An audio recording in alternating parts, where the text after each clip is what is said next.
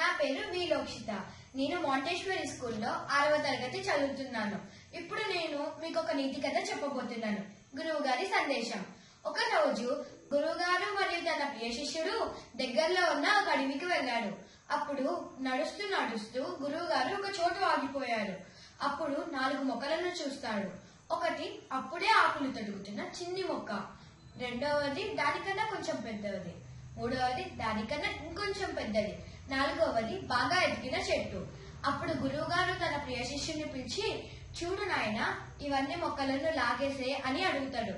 అప్పుడు తన శిష్యుడు అలాగే గురువుగారు అని చెప్పి మొదటి మొక్కను చాలా సులువుగా లాగేస్తాడు. రెండవ మొక్కను కాస్త కష్టపడి లాగేస్తాడు. మూడవ మొక్కను తన బలం మొత్తం ఉపయోగించి చాలా కష్టపడి లాగేస్తాడు. అప్పుడు గురువు గారు 4వ మొక్కను చూపిస్తూ ఇది కూడా లాగేసే అని అనడంతో అప్పుడు తన శిష్యుడు అలాగే గురువు గారు అని ఆ చెట్టుని కూడా లాగాలని ప్రయత్నించాడు. కానీ లాగలేకపోయారు. అప్పుడు గురువు గారు ఇలా అంటాడు, చూడు నాయనా, మన అలవాట్ల విషయంలో కూడా ఇలాగే జరుగుతుంది.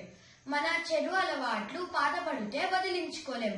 మొక్కై వంగనిది మానై వంగన అనే సామెత ఇలాగే పుట్టుకొచ్చింది. ఈ కథలో నీతి: మనలో ఉన్న చెడు అలవాట్లు చిన్న మొక్కగా ఉన్నప్పుడే లాగేసేయాలి.